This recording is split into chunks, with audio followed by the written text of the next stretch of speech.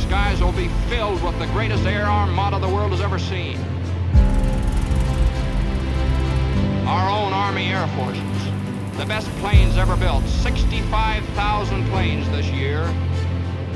And by the time you finish your training, America will have overwhelming superiority in the air.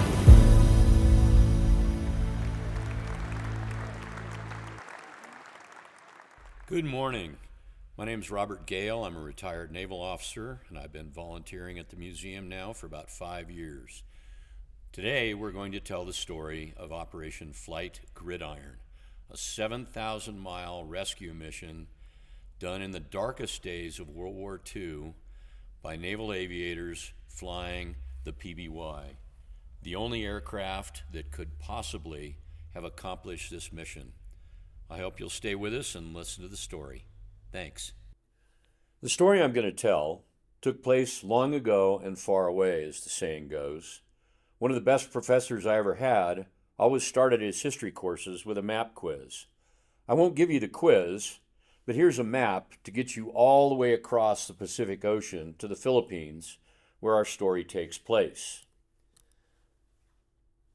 The aeronautical star of this show is the PBY, the only aircraft we had that could have accomplished the mission I'm going to describe to you, a 7,000-mile rescue behind enemy lines. Here are a couple more maps to orient you. The Philippines are the second largest archipelago in the world with over 7,000 islands. Luzon, the large island to the north, is where the capital of Manila is located. Mindanao, the large island to the south, will also figure in our story. The second map shows Manila Bay and Subic Bay, where the naval bases were located. The Bataan Peninsula and the island of Corregidor will also figure in our story as well. It was the 30th of April, and Tom Pollock had a problem. A big problem.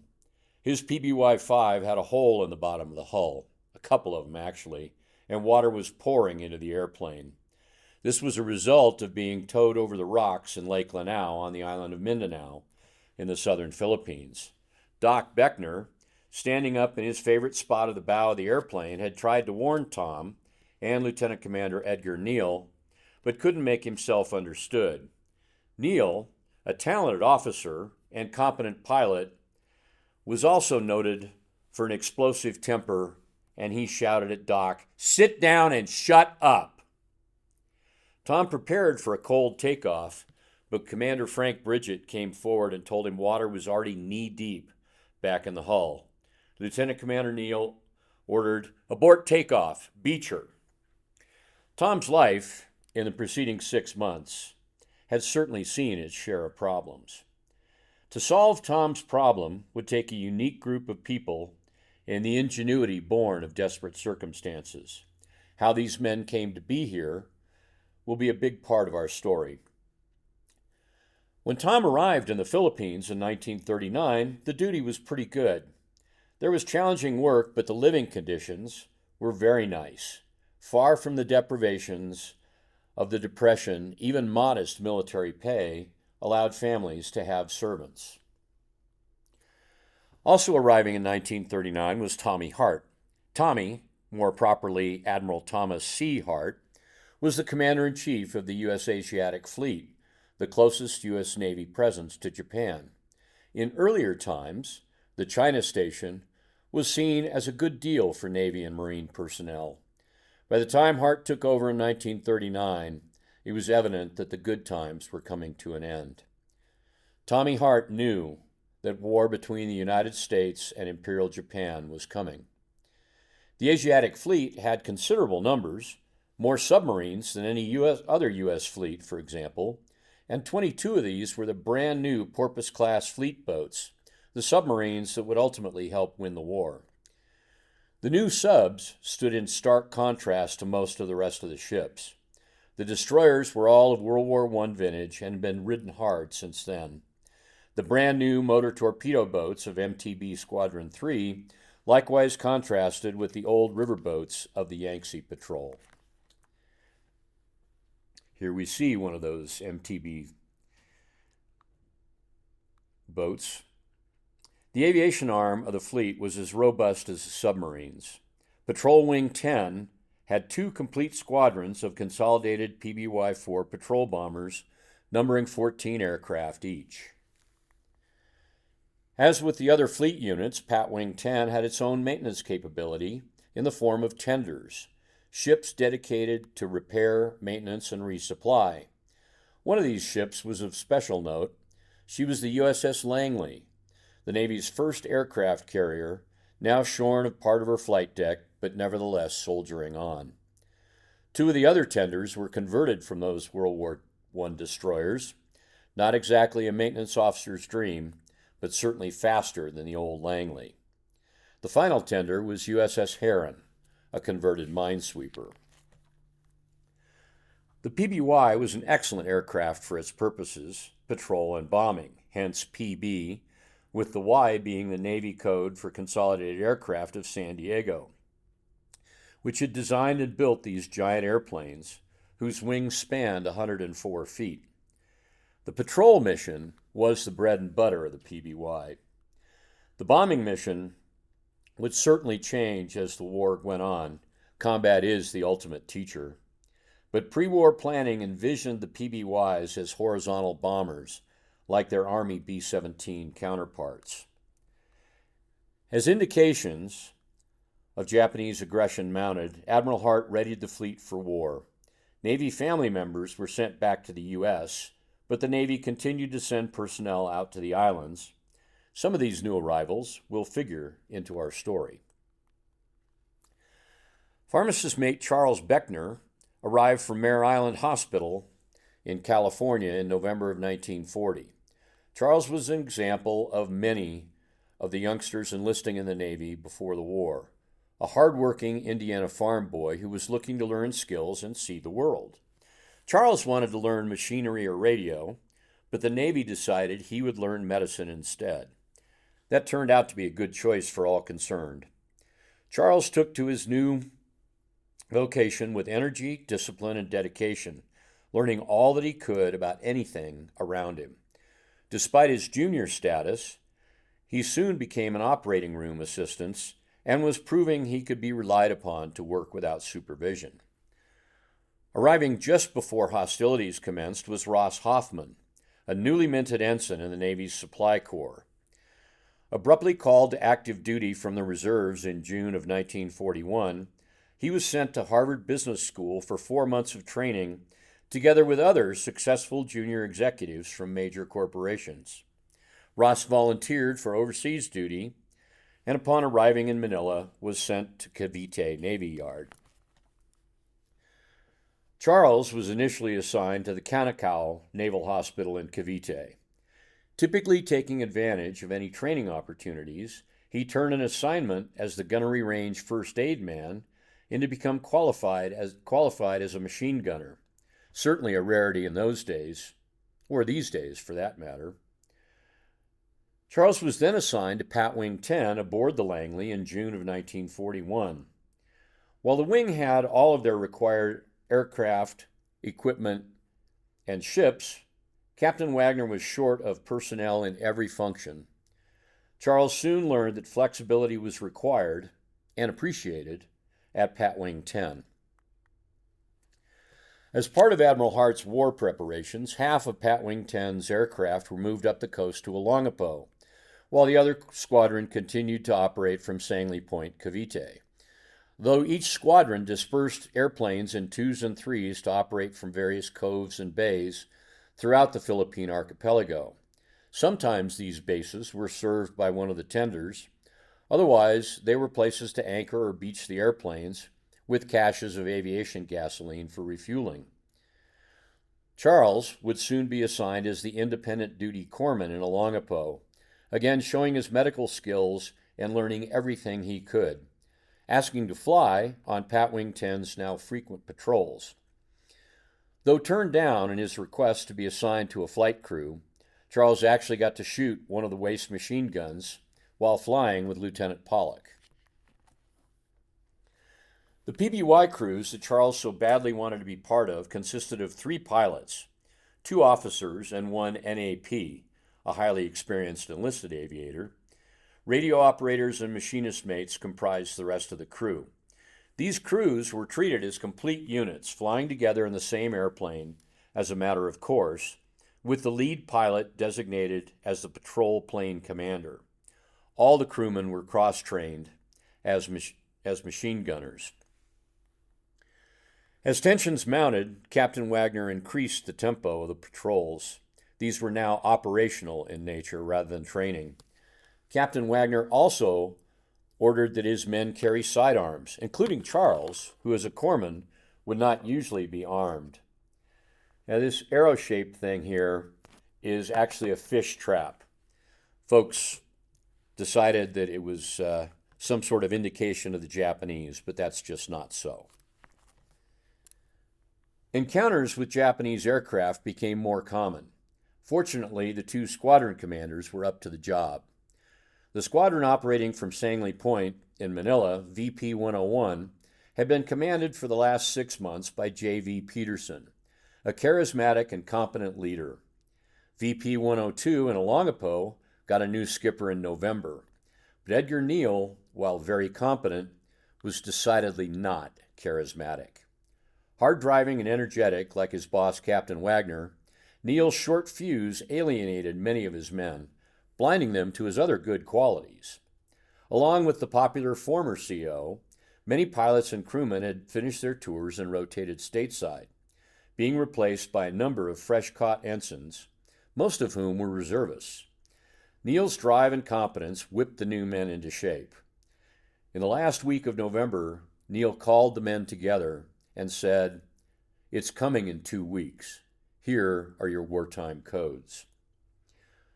Both squadrons stepped up their patrols along the coast of Indochina and throughout the South China Sea. On the 2nd of December, they sighted 20 Japanese merchant ships and transports in Cam Ranh Bay, in what was then French Indochina and today we know as Vietnam. The next day there were over 50, including destroyers and cruisers. Patwing 10 ships and planes dispersed further. On Sunday, December 7th, Edgar Neal called all of his squadron together and instructed them, "Get your affairs in order."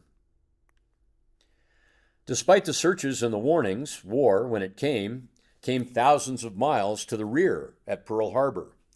Word was soon relayed from Hawaii in what in the Philippines were the early hours of December 8th.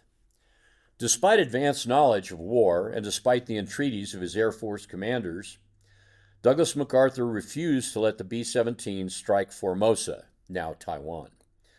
The enemy airfields there were fogged in and the Japanese were terribly vulnerable. Instead, it was the AAF that was caught on the ground after the Japanese were able to fly, and the Far East Air Force was largely destroyed the first afternoon. At both Olongapo and Sangley Point, Patwing 10 crews shackled 4 500-pound bombs under the wings and brought machine gun ammunition into the planes. By 0600, all planes except the 2 under overhaul were loaded and ready. The first action, though, came to the tender Preston, deployed at Malaga Bay in southern Mindanao. Japanese carrier aircraft struck, destroying the 2 PBYs anchored there. Preston got underway and endured an hour-long attack from fighters and bombers without damage. Preston and her surviving PBY dispersed, as in fled. Despite aggressive patrolling, the PBYs from Manila and Olongapo didn't find any targets. They were looking for a fleet that wasn't there, yet. All of the aircraft attacking Luzon were coming from Formosa. A day later, the Japanese fleet showed up to land troops on northern Luzon. The dawn search found them, and 5 PBYs took off to attack, damaging a cruiser. As the second attack group was lifting off from Manila Bay, the Japanese attacked the Navy installations there. It was a devastating strike. As aircraft struggled to take flight, tons of bombs rained down, destroying the Navy Yard. What occurred in the first few days of the war was that there was a second Pearl Harbor in the Philippines, and a third and a fourth. The details of the devastating attacks by the Japanese Army and Navy on our forces in the islands are beyond our scope today.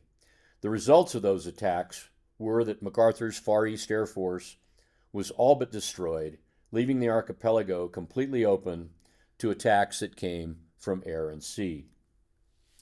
The Navy bases in Manila Bay, Cavite, and Sangley Point, and the base in Subic Bay, Olongapo, were destroyed. With Japanese completely owning the air over the Philippines, Admiral Hart started sending his units south. By the 13th of December, half of Patwing 10's aircraft had been destroyed. Captain Wagner decided to evacuate Olongapo, but wanted a skeleton crew to remain behind. 4 days later, Lieutenant Tom Pollock rolled up in a truck and told the men to hop aboard. Olongapo was being abandoned. Pollock had driven all night from the wreckage of Cavite to get the men and any spare parts and tools that might be left. Returning to Cavite, Lieutenant Commander Neal was glad to see that Pollock had made the round trip. Captain Wagner and most of his staff had departed aboard Childs. When all was said and done, Wagner's second in command, Commander Frank Bridget, and 154 men of Patwing 10 were left behind. Admiral Hart assigned the remaining Navy personnel, about 500 men total, together with the 4th Marines and Motor Torpedo Boat Squadron 3, to General MacArthur's command. Ensign Ross Hoffman was one of those 500 men. He had been kept busy salvaging supplies from the wreckage of the Navy facilities and moving anything useful to Mariveles at the tip of the Bataan Peninsula. There was still a lot of valuable material at Cavite and Sangley Point. When Admiral Hart finally decided he had to join the rest of the fleet down south, he didn't want to be out of touch for a week on a submarine, so he approached Commander Bridget about flying down in one of the remaining PBYs.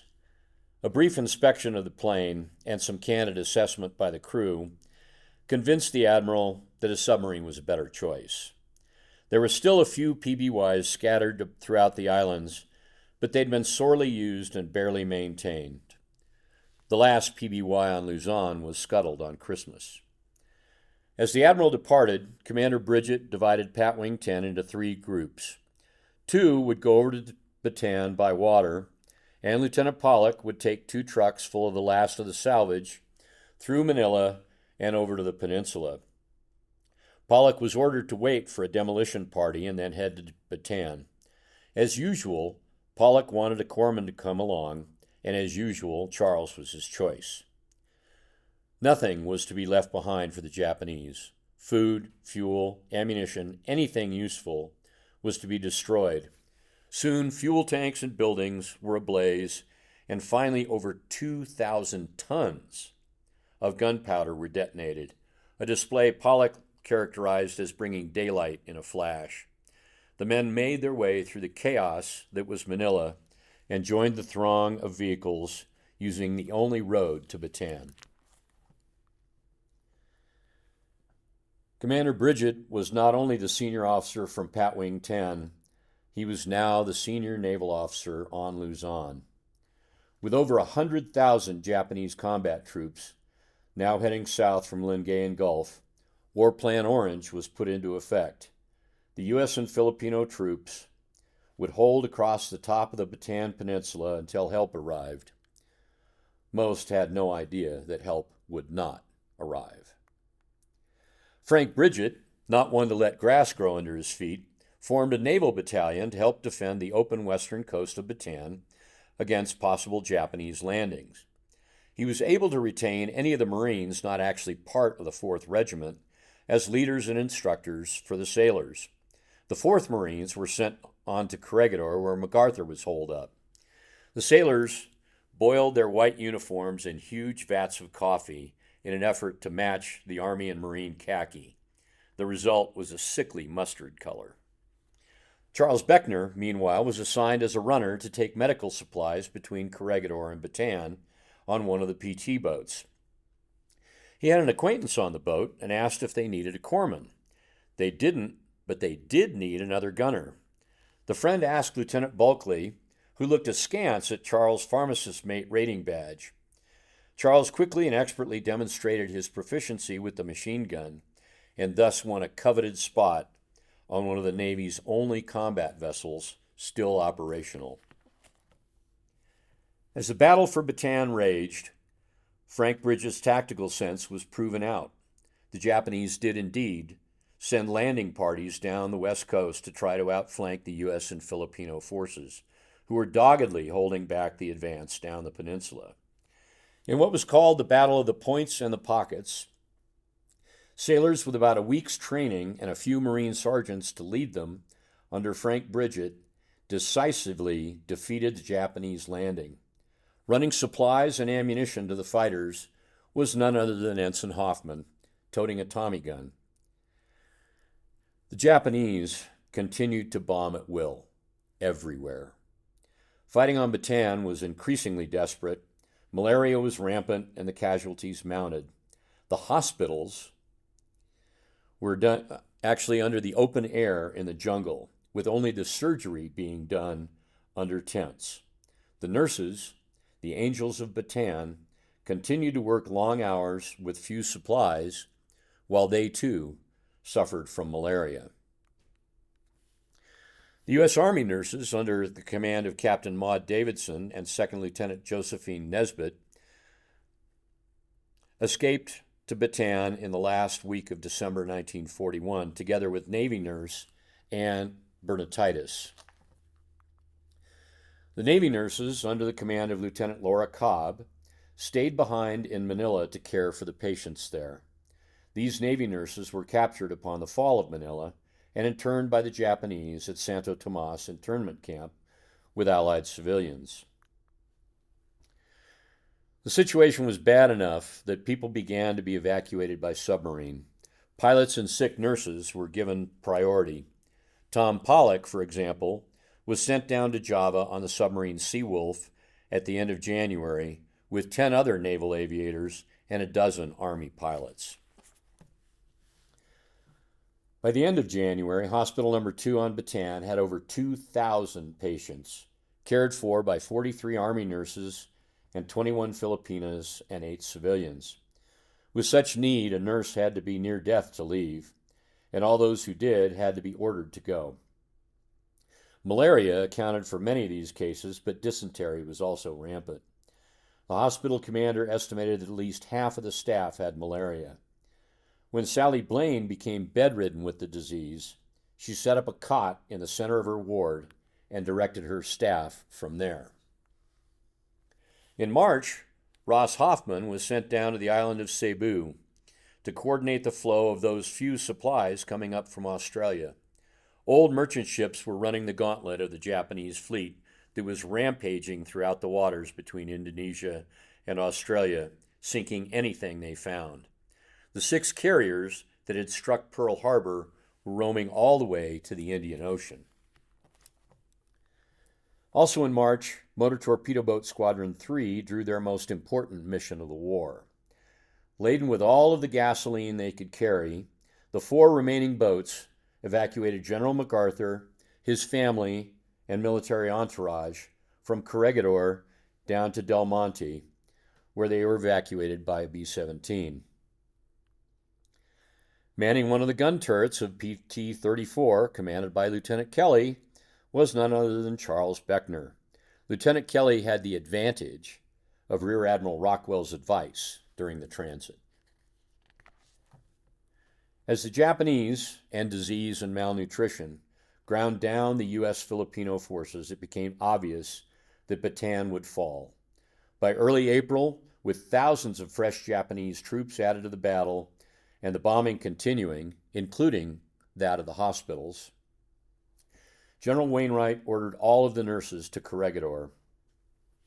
The nurses were heartbroken to leave their patients, but the order is understandable given the brutality demonstrated by Japanese troops in China and earlier in this campaign. The nurses now worked in the tunnels of the fortress of Corregidor. By the middle of April, it became obvious that Corregidor would soon fall to the Japanese. By this time, Patwing 10 had reconstituted in Australia. Captain Wagner wanted to get as many of his remaining men out of the Philippines as he could. This was the genesis of what became Operation Flight Gridiron. Lieutenant Commander Edgar Neal was ordered to take 2 of Patwing 10's PBYs, the newer PBY 5s. Lieutenant Pollock would fly one, and the other would be flown by Lieutenant J.G. Leroy Deedy. Cargo was to be picked up at Darwin, consisting of medicine, anti-aircraft nose fuses, and repair parts to be delivered to Corregidor. Passengers would be taken out on the return flight. At 10 o'clock in the morning, Monday, April 27, 1942, the 2 planes took off from Perth, West Australia. Their course followed the coast past Exmouth Gulf, Onslow, and Broome. The next leg was 1,350 miles, and then 500 more to the objective, Corregidor, all in enemy-held territory. Lieutenant Commander Neal found that the ground forces still had radio communication with Corregidor and that fuel would be available at Lake Lanao. Instead of 1,000 pounds of freight, there proved to be nearer 3,000 pounds. Nose fuses were stacked along the entire length of each plane, making it necessary to crawl on hands and knees to get through the fuselage. So here's our route. 7,000 miles all told. At 16:30, they took off from Darwin on a course which took them past the tip of Timor. Since it was impossible to avoid all the Japanese bases, they took the most direct route to conserve fuel. On reaching the Philippines, they turned west to avoid the Japanese on southern Mindanao, then turned into Lake Lanao. A native outrigger canoe led them to their hiding places. One plane was tailed into a V-shaped area along a cove. The other was nosed in to the shore under overhanging trees. These are pretty tricky approaches to attempt in the dark of night. A group of soldiers and sailors were there who had been detailed to handle the planes. One of these sailors was our friend Doc Beckner. When Lieutenant Commander Neal recognized him, he said, "Doc, what are you doing here?" Charles replied, "I've been helping Ensign Hoffman prepare for your arrival.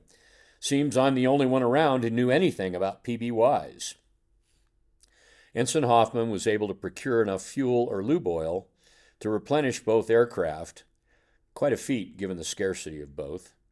After hearing Charles recount his adventures with the PT boats, Neal made the decision that once again Charles was part of Patwing 10 and would be aboard one of the aircraft when they left the next day, as would 3 machinist mates from the PT boats who were helping service and refuel the aircraft.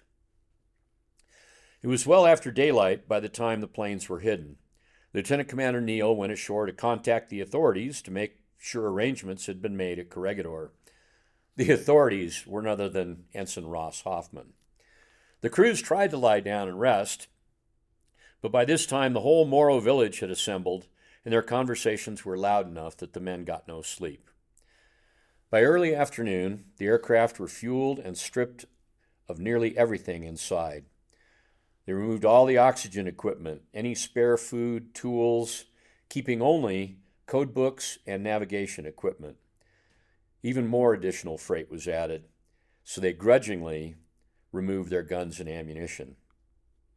They were going to attempt to rendezvous with an escape party boats near Corregidor.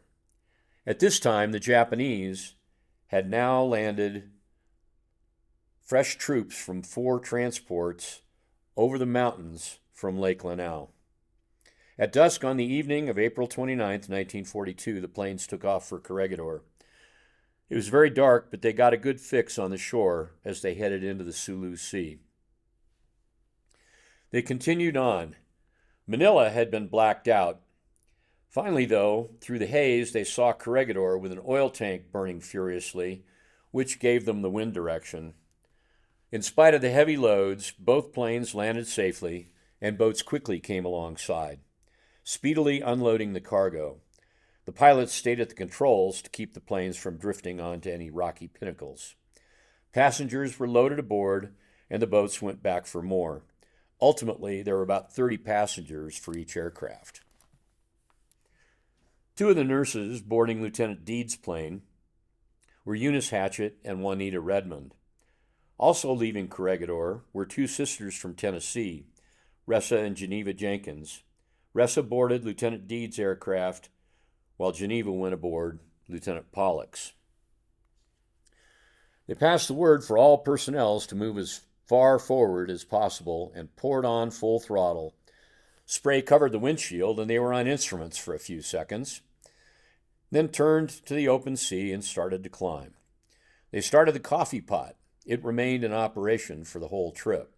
It was the first good coffee the evacuees had had for weeks, almost months in some cases. The aircraft were separated by weather as they flew south. Pollock was able to find a hole in the heavy blanket of clouds that covered most of the lake and landed. They made their way to the hideout and followed the procedure of the previous night. The passengers were unloaded and taken ashore by boat. The crew stayed with the plane. About dawn, Lieutenant Deed's plane landed. Unable to see the lake, he had landed in a sheltered gulf until daylight. The crews had had perhaps 6 or 7 hours rest in the past 3 nights and were numb. However, there was still work to be done getting the planes camouflaged. A Japanese reconnaissance aircraft, Photo Joe, was buzzing around the far end of the lake, apparently looking for our planes on the field at Del Monte. About mid-afternoon, the passengers assembled and a few preliminary instructions were issued. Takeoff time was planned to be later, but all aboard both aircraft were anxious to go. And this was when Lieutenant Pollock's aircraft hit the rocks. Towed over the rocks by the Morrow boatmen, according to Doc Becker. Water came pouring in.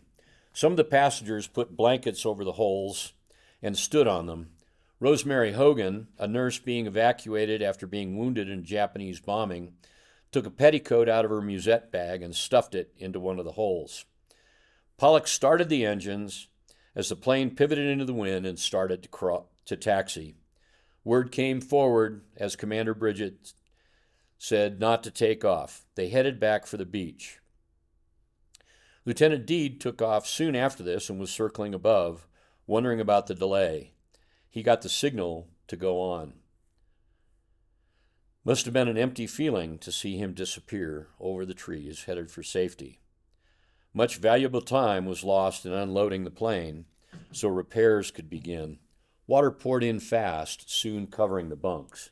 And you can see how high that is with those bunks there.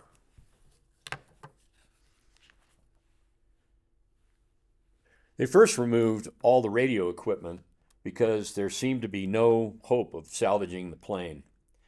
They lashed some empty gas drums, to the tail of the airplane to give it buoyancy, and made a raft of other empty drums pushed around under the starboard wing. By now, it was 10 o'clock at night and the crew was exhausted. They called for volunteers. 4 soldiers stepped forward and did incredible work. One kept diving under the plane and running his hands along the hull to locate the damage. Another went inside and climbed underwater until he had located most of the holes. One hole was about 2 feet square in one compartment, and in another compartment a large section of the structure was caved in. Ensign Hoffman went after a small gasoline-driven water pump, which was soon put into immediate use. Many attempts were made to cover the large hole, but none worked. The hole was just too large for the materials they had. Bailing and pumping in the waste compartment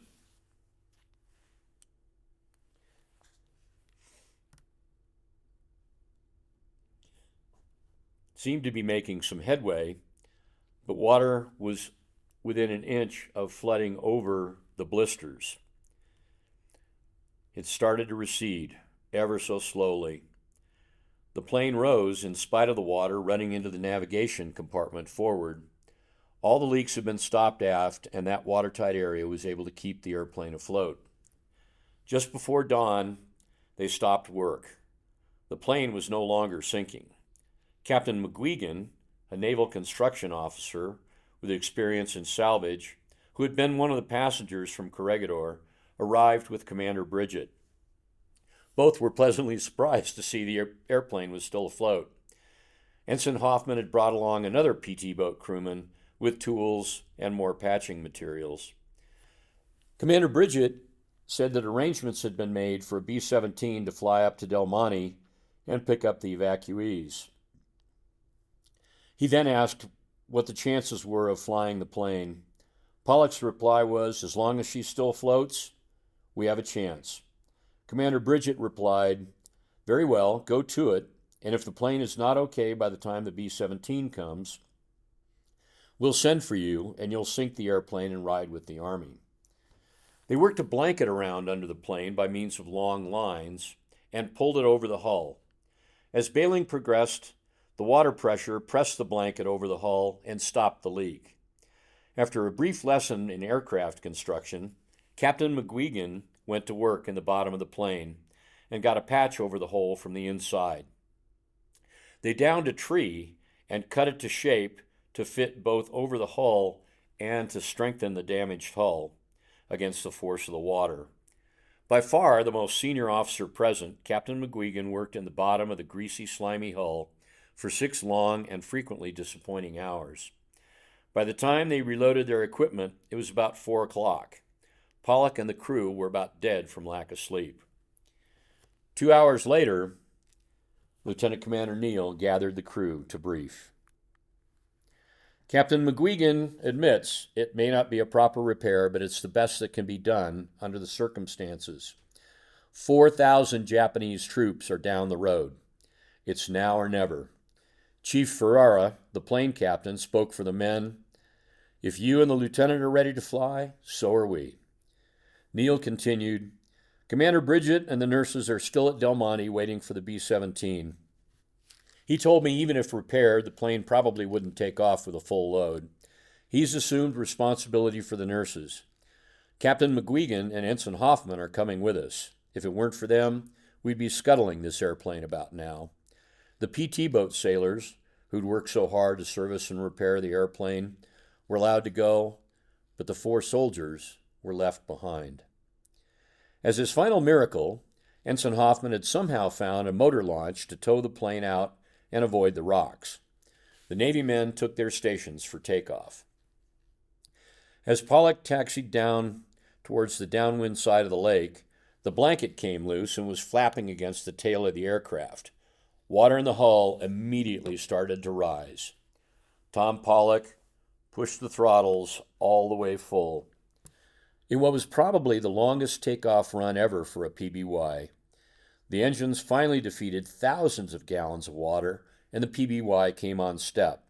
The vibrations diminished, and the water stopped rising in the compartment. And the hull finally cleared the water by a few feet.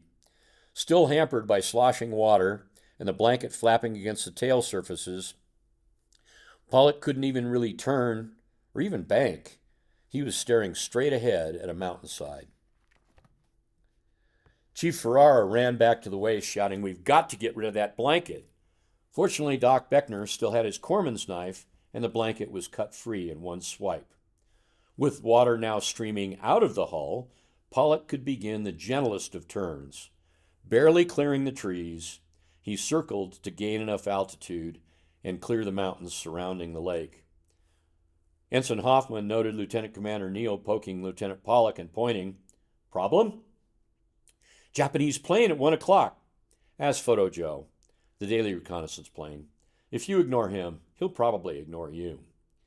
Photo Joe disappeared over the ridge, and Pollock headed northwest, away from Mindanao. Once over the ocean, they set course for Darwin. Captain McGuigan inspected the patch, moving some of the wood and stomping on it to wedge it back into place. He shrugged to the rest of the men. It would either hold when they landed or not. The plane flew throughout the night, and thousands of miles of Japanese-held territory. In the light of dawn, they saw Darwin. Now, Darwin had been pretty much destroyed by Japanese bombing in February. Little of anything still stood, but it likely looked like paradise to Neal, Pollock, and the rest of the men. Pollock exhausted and sleep deprived, misjudged his altitude and cut the power too soon. The plane hit the water like a rock and bounced 3 times, actually popping rivets in the hull. But the patch held. Commander Frank Bridget and the passengers from the Pollock PBY were unable to get out of the island. The B-17 never came. They evaded the Japanese for a couple of weeks, but were eventually captured. All of the nurses left in the island were imprisoned by the Japanese in Santo Tomas internment camp. All of them survived the war, thanks in large part to the leadership of Maud Davidson and Laura Cobb. Commander Frank Bridget was a prisoner of the Japanese and continued his stalwart leadership, but the hell ship he was on was bombed in Subic Bay. It's reported Bridget made it ashore to Longapo, former home of VP 102, but died there of his wounds.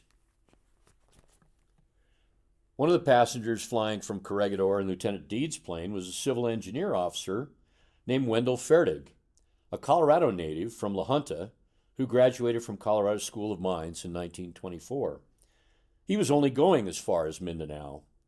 Originally assigned to build airfields on the islands, he refused to surrender to the Japanese and founded a very large and successful guerrilla organization. Information supplied by Fertig located Japanese fleet movements during the Marianas and Leyte Gulf battles. Fertig's troops eventually controlled nearly all of Mindanao, tying down as many as 60,000 Japanese troops. Wendell Fertig's story is worth looking into more than we can cover here. Suffice to say, he's credited with being one of 3 officers who founded the U.S. Army's Special Forces. Several of the soldiers who helped dewater Pollock's plane and were left behind followed Fertig into the jungles and became officers in his guerrilla army. Tom Pollock received the Silver Star for his performance. Captain Pollock became the officer in charge of the experimental unit at the Naval Ordnance Test Station. In 1943, he fired the first rockets from naval aircraft. Edgar Neal also received the Silver Star, serving in naval aviation for 30 years and retiring as a captain. He commanded the escort carrier USS Shipley Bay in combat off of Okinawa and commanded the light carrier USS Bataan, fitting, during the Korean War. Lieutenant J.G. Leroy Deed, pilot of the 2nd PBY, was killed in the crash of a Dauntless dive bomber soon after this flight. Captain McGuigan became supervisor of shipbuilding at the Tacoma shipyards and was responsible for the construction of 37 escort carriers.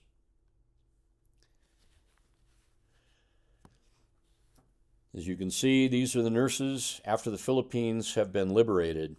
This was the first large group of American women in combat and the largest group of American women taken captive and imprisoned by an enemy. During World War II, the captured nurses were portrayed in movies to recruit additional volunteers. At the end of the war, almost 60,000 Army nurses served. More than half volunteered for and served in combat zones.